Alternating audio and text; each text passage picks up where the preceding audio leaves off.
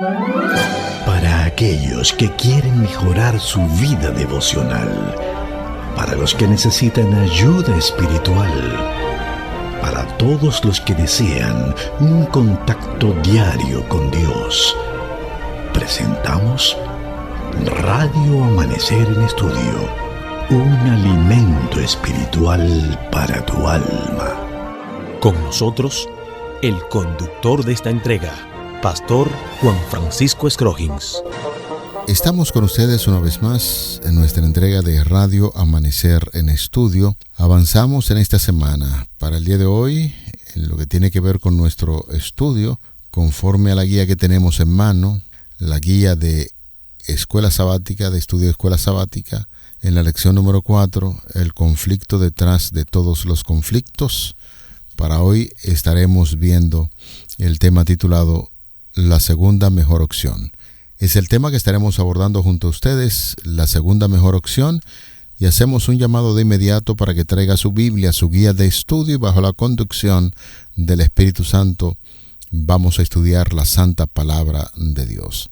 Aprovechamos el momento para saludar a nuestro distinguido amigo, a nuestro hermano, el Pastor José Modesto, quien está con nosotros aquí, realizando los estudios, los comentarios a estos estudios, y deseamos que las bendiciones del Dios Todopoderoso les acompañen a usted y a los suyos, Pastor Modesto. Muchísimas gracias, mi pastor. Que Dios siga bendiciendo a su familia y el ministerio que tiene de seguir llevando todas estas instrucciones a la iglesia para alimentar la fe de los hijos de Dios en esta tierra. Amén, amén. Así que es una gran bendición. Y hermanos, pedimos que nos acompañen en actitud de oración para presentarnos delante del Señor y seguir estudiando su palabra. Amado Señor, te damos muchas gracias porque sabemos que pelea por nosotros, y en este día ponemos nuestras vidas, nuestras familias, nuestros hijos, los ponemos en tus manos. Queremos confiar en ti, queremos obedecer lo que tú dices, y queremos, Señor, ver tu gloria en la conducción de nuestra vida hasta la Canaán prometida. En el nombre de Jesús. Amén. Amén. Pastor, en la mayoría de estas lecciones que estamos abordando en la semana, tenemos que hacer un contexto en el libro de Éxodo, de la forma maravillosa en que Dios obró, recomendaciones que Dios le dio al pueblo de Israel en torno a la conquista de las diferentes ciudades que conformaban esas naciones de Canaán. Ya estamos hablando en la lección pasada de que el pueblo no debía olvidar esa promesa que Dios había hecho de que Él sería el guerrero que estaría al frente de este pueblo, y que los hijos de Israel no debían meterse en batalla física, sino más bien confiar plenamente en aquel que hizo la promesa, la cumpliría, de que estaría al frente de esa nación. Y efectivamente, cuando se pacta con el Señor cumple, y el pueblo debe cumplir con la obediencia. Ahora entramos en un renglón muy importante que tiene que ver con esa segunda mejor opción.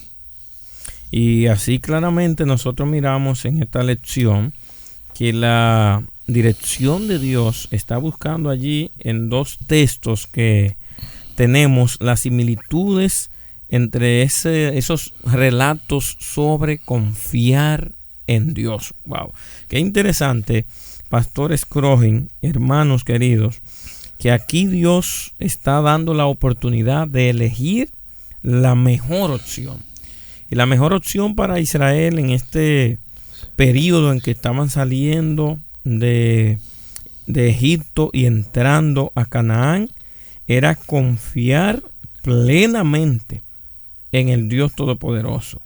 Era depender y obedecer al pie de la letra cada una de las indicaciones del camino que Dios había indicado, de la forma que Dios estaba mostrando, y que caminaran confiados en ese poder maravilloso. Entonces aquí en esta lección nosotros vamos a ver este nombramiento que Dios hace de las estrategias divinas e incentiva a confiar en Dios. Así que, Pastor Scrogin, tendremos que ver esos dos pasajes que aparecen allí y veamos qué Dios quiere que el pueblo entienda.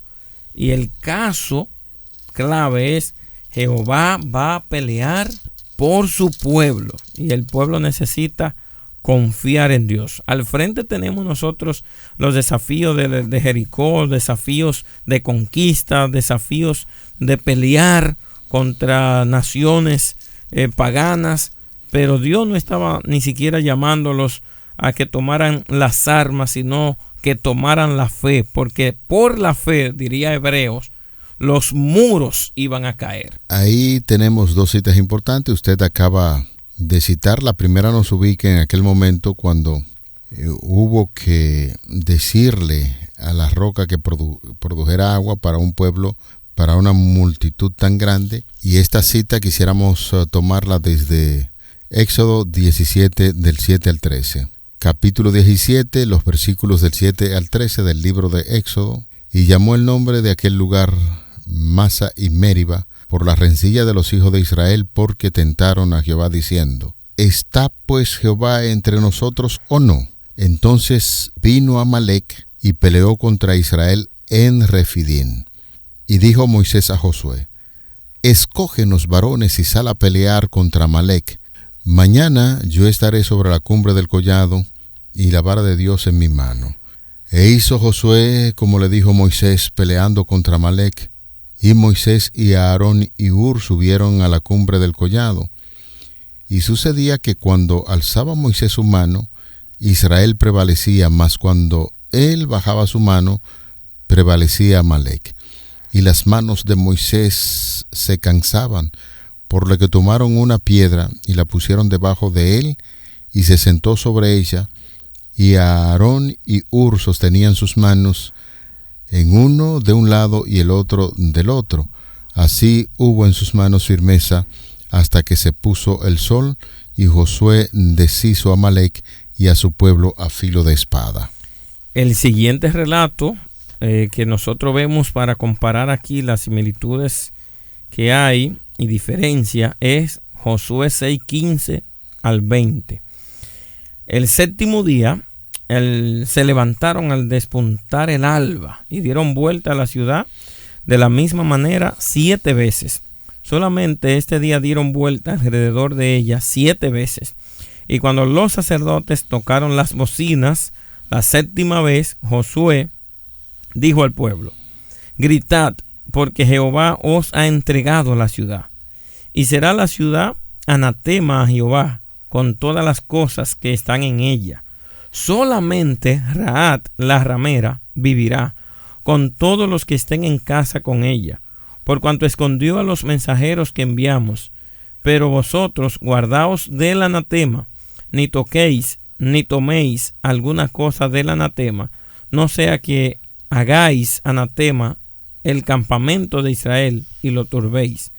Mas toda la plata y el oro y los utensilios de bronce y de hierro sean consagrados a Jehová y entren en el tesoro de Jehová.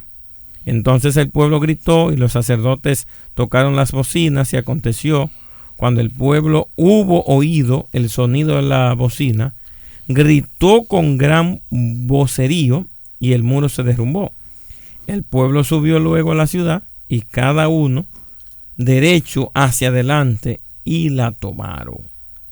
Interesante, Pastor Scrogin, estas lecturas, porque en ambas nosotros vemos similitudes y diferencias, y las similitudes que nosotros miramos aquí en estos dos episodios es: primero, Dios es el verdadero guerrero de Israel. Mientras miramos que en ambos relatos el éxito no depende de la fuerza humana ni de las estrategias, sino que depende de la intervención divina. Me gusta esta frase para poder repetir: la intervención divina, cómo Dios interactúa entre los procesos humanos para demostrar su gran poder. En Éxodo 17 nosotros vemos a 3 hombres en el monte intercediendo y orando, y el pueblo abajo peleando. En Josué 6 vemos al pueblo dando vuelta y los otros tocando la trompeta. En ambos casos Jehová es el que pelea, y sigue un principio clave aquí: la fe y la obediencia son esenciales para nosotros lograr la victoria. Y si aplicamos esto, Pastor Scrogin, al liderazgo, usted necesita como líder seguir las indicaciones que Dios ha establecido, y el pueblo necesita seguir las instrucciones que Dios ha dado para poder lograr la victoria. Ambas victorias que Dios otorgó al pueblo no dependían del poder militar, sino de la obediencia exacta. Y aquí miramos nosotros que el pueblo, además de tener fe, además de Dios ser el verdadero guerrero, el pueblo estaba unido, pastor. Había una cooperación entre lo espiritual y lo práctico. Y por medio de la fe, como dice Hebreos 11:30, por medio de la fe cayeron los muros, y por medio de la fe fue destruida Amalek. Estos 3 hombres lo que están haciendo es orando allí. Sí, pero sí. Dios es que está peleando. Estos líderes están enlistados como guerreros. Pero ¿cree usted, Pastor Scrogin, que como inicia Josué capítulo 6, dando vuelta pueden caerse esos muros inexpugnables, esas murallas? Es muy difícil uno pensar en ese tipo de estrategia para vencer a una ciudad que definitivamente sin temor a equivocarnos, esa ciudad fortificada era una de las más poderosas en términos de edificación que se conocía en ese entonces. Y ahora nos encontramos que la orden es dar vuelta cada día, y el último día, el séptimo, 7 vueltas, empezar a tocar los instrumentos y los muros caen. Eso, si alguien que no tiene fe encuentra un relato de esta forma, podría estar incluso hasta dudando el relato bíblico. Pero es una gran realidad donde el Señor presenta una verdad que nosotros no podemos obviar, y es que toda victoria depende del poder de Dios, así como lo estamos viendo en estos 2 casos. ¿Y cuáles son los enemigos grandes que tenía que enfrentar? En la primera historia nos encontramos con que el pueblo de Israel se va a enfrentar a los amalecitas. ¿Quiénes eran los amalecitas? Uno se pone a rastrear, tanto en la Biblia como algunos comentadores nos hablan acerca de quiénes eran estas personas. Hay diferentes opciones, pero nosotros nos vamos a referir a la que es más real. Los amalecitas eran descendientes de Esaú, por lo tanto pertenecían a la 5ª generación de Abraham y la 3ª generación de Esaú. Y ustedes saben que desde el principio Dios había establecido que iba a haber una diferencia entre Jacob, Israel, hermano de Esaú, y el mismo Esaú. Ahí había un pleito desde que estaban en la barriga. Y estos se convirtieron en enemigos letales, señores, de los hijos de Israel. Se le conocía como oscuridad, que se alejaban de Dios, y era este término con los que se conocía como símbolo del mal a estos amalecitas. Y en el momento en que tenían que luchar, nos damos cuenta de que el Señor, ante una tribu, un pueblo tan terrible como eran los amalecitas, había prometido de que definitivamente Israel iba a triunfar.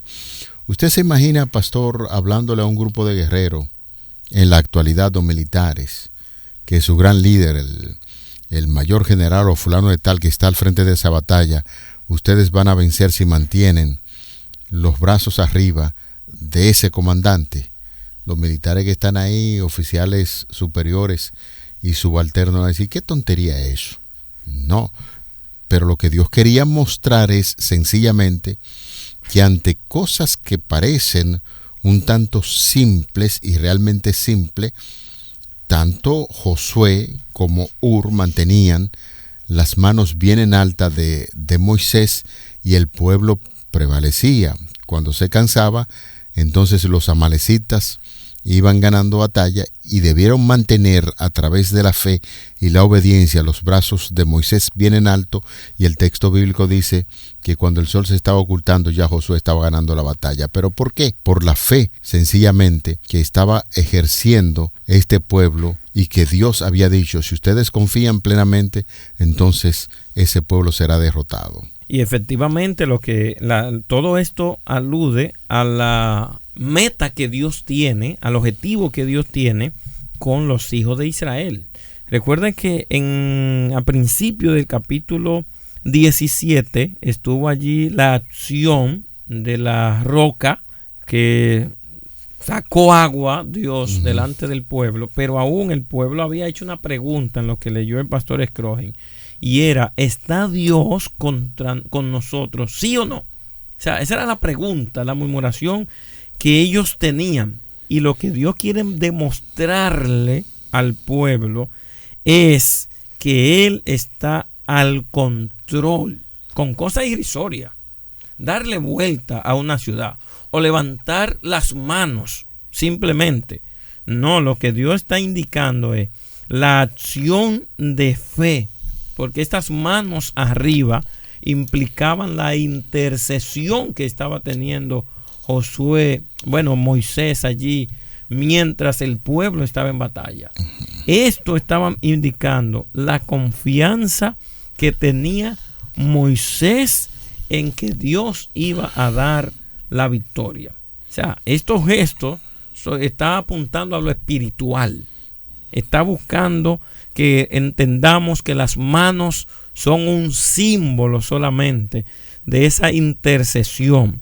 Y en Josué 6 nosotros vemos que dar las vueltas y hacer un ritual simple era aplicando también la fe en el sentido de que Dios iba a dar la victoria en ambos casos. La cooperación entre la fuerza humana y la vida espiritual o la oración, entre la obediencia sin acción bélica, implicaba que esta batalla era milagrosa, Pastor Scroggin. Sí. Era milagrosa porque usted no hizo nada. Porque usted lo que hizo fue dar vueltas, caminar, tocar la trompeta. Porque lo que Moisés estaba haciendo era en la montaña, con las manos arriba, pero era orándole a Dios para que esta batalla pudiera efectuarse a favor del pueblo de Dios. El libro de Éxodo, capítulo 23, verso 28, nos dice lo siguiente: enviaré delante de ti la avispa que eche fuera al Jebeo, al Cananeo y al Geteo delante de ti. Y Éxodo 33, 2 repite una verdad ya muy conocida por nosotros y estudiada: yo enviaré delante de ti el ángel y echaré fuera al Cananeo y al Amorreo, al Geteo, al Fereceo, al Heveo y al Jebuseo. Esas son de las declaraciones que el pueblo de Dios debía tener pendiente en ese entonces. Y es impresionante cómo describe esta parte la guía de estudio en uno de sus párrafos, el primer párrafo, cuando dice que hemos visto que el plan inicial de Dios para Israel no incluía luchar contra otros pueblos. Ya lo acabamos de citar, Éxodo 23, 28 y 33, 2. Repetimos la idea que ofrece la guía de estudio. Hemos visto que el plan inicial de Dios para Israel no incluía luchar contra otros pueblos. Pero poco después de su liberación de Egipto, los israelitas empezaron a murmurar por el camino. La reflexión pasada que hacíamos de la lección que concluimos decía que la murmuración cierra la puerta a las bendiciones y hace que los seres humanos se separen de Dios, y entonces ese separarse de Dios lo involucra en actividades que tienen que ver con guerra. Y ese murmurar, cuestionando incluso la presencia de Dios en medio de ellos, fue en ese momento cuando Amalek vino a luchar contra Israel. Esto no fue una casualidad. Dios permitió que los amalecitas atacaran a Israel para que aprendieran a confiar de nuevo en Él. Es decir, que si Dios permitió que esto sucediera aquí con el pueblo de Israel, tenía la intención de que el pueblo continuara confiando plenamente en Dios, en que Él era su guerrero y que estaría siempre al frente de las batallas. Maravilloso ese informe, y agregamos, pastor y hermano, lo que estaba pasando en el registro que hace de esta guerra, Deuteronomio, capítulo 25, versículo 18, cuando nos da otra razón más de vulnerabilidad del pueblo. Y dice el pasaje que Dios reprende a Amalek de la siguiente manera: porque atacaron cuando estabas cansado y fatigado. Salieron a tu encuentro y atacaron por la espalda a todos los rezagados. No tuvieron temor de Dios. Eso les recuerda a Moisés al pueblo, diciendo cómo este evento fue tan milagroso, porque lo que está pasando es lo siguiente: el pueblo está cansado, está fatigado, el pueblo fue atacado por la espalda y fue atacado por, allí en Éxodo 17, atacado por un ejército ya establecido en la tierra, que tenía armamentos. Y ahora Dios lo que dice: vamos a orar, dice Moisés, sube a la montaña a orar. Claramente nos está diciendo aquí que el pueblo necesitaba fijar los ojos en el Dios Todopoderoso, porque no tenía las condiciones físicas para enfrentar al enemigo. Pero una razón poderosa, usted acaba de citarlo. Usted recuerda cuando estamos hablando de qué es lo que significaba ese pueblo, cómo se veía. Era símbolo del mal, de oscuridad. Personas que se habían alejado de Dios cuando tenían una descendencia de allí, de Abraham, y sin embargo se habían dedicado a hacer las cosas malas. Usted te estaba citando algo que debemos nosotros aún comentar. Y cuando está hablando que atacó al pueblo por la retaguardia, ¿quiénes era que quedaban atrás? Quedaban los ancianos, los niños, las mujeres, y esa gente fueron tan terribles que ellos decidieron acabar y matar a la gente más indefensa que pueden existir. Por eso se considera que ese pueblo era un pueblo malvado, difícil. Y más adelante usted puede seguir leyendo el relato bíblico. Llegó un momento en que la memoria de Amalek había que raerla de la faz de la tierra, porque era un pueblo terrible. Y ante una situación con un pueblo como ese, entonces el pueblo necesitaba tener plena confianza en Dios, como se vio. O sea, sencillamente Dios fue quien peleó por ello. Mientras estaban metidos en batalla, el Señor dio evidencias claras de que Él ciertamente era su comandante. Y reiteramos una vez más, el hecho de que la palabra de Dios esté hablando de este pueblo que atacó por la retaguardia y acabó con lo que estaban allí, fue un acto salvaje, un acto que no debería haberse hecho en ningún tipo de guerra, pero Amalek lo hizo, destruyendo a los niños inocentes, a las madres, a los ancianos, y eso provocó el hecho de que Dios dictara una sentencia contra ese pueblo. Y qué importante nosotros saber esto. Estos enemigos estaban representando el poder del mal, y volvemos a hacer el hincapié, el énfasis. No tenemos lucha, señores, contra carne ni sangre. O sea, que no crea usted que va a vencer el mal con liturgias, o va a vencer el mal sin las herramientas espirituales que Dios está proponiendo al pueblo. Aunque Israel se vio forzado a entrar en guerras posteriormente, después de los 40 años, como aplica aquí la lección, Israel en estas guerras tiene que aprender nuevamente a confiar en que Dios es el poderoso guerrero. Y un asunto, pastor, lo estamos diciendo ya desde la lección pasada. Aunque Dios es evidentemente el guerrero que está al frente, el pueblo de Israel tuvo que hacer algunas actividades importantes. En aquella batalla de Amalek el pueblo se empeñó, pero Dios estaba al frente. Aquí en Israel, si el pueblo se queda sencillamente sin dar vuelta o hacer lo que Dios ya había ordenado a través de su palabra, ¿usted piensa que los muros de Jericó iban a caer? No, bajo ninguna circunstancia. Entonces el Señor activa al pueblo, usa a sus sacerdotes, usa a toda la nación para que empiecen a dar vuelta, y cuando todo parecía que ya no iba a suceder nada, entonces la mano poderosa de Dios obra aquí en Jericó. Por eso, en el libro que estamos estudiando, el libro de Josué, presenta esos detalles bien específicos. La guía de estudio, en su penúltimo párrafo, en la parte final, dice: aunque el colapso de las murallas de Jericó fue resultado de un milagro divino, el pueblo de Israel tuvo que participar activamente en la batalla y enfrentarse a la tenaz resistencia de los habitantes de esta ciudad. Y el resultado de todo esto fue el milagro divino. Y quiero puntualizar 3 cosas. ¿Por qué Dios le permitió, Pastor Scroggin, entrar en batalla a Israel? Como ellos habían dudado de Dios anteriormente, Dios le permite que nuevas experiencias, nuevas estrategias exijan nuevos resultados y nuevos actos de fe. Por ejemplo, estas batallas exigían que el pueblo confiara en Dios y debía en cada batalla buscar la presencia divina de Dios. Por ejemplo, después que pasaron la experiencia, que más adelante lo veremos, de la derrota en Hai, tuvieron que volver humillados delante del Señor buscando su presencia. Y una vez que estuvieron seguros de la presencia divina, atacaron la ciudad y lograron la victoria. Número 2, entonces resulta que ellos tenían ahora que mostrar lealtad a Jehová. Y puntualiza la lección que ahora se supuso una prueba de la lealtad del pueblo a Dios.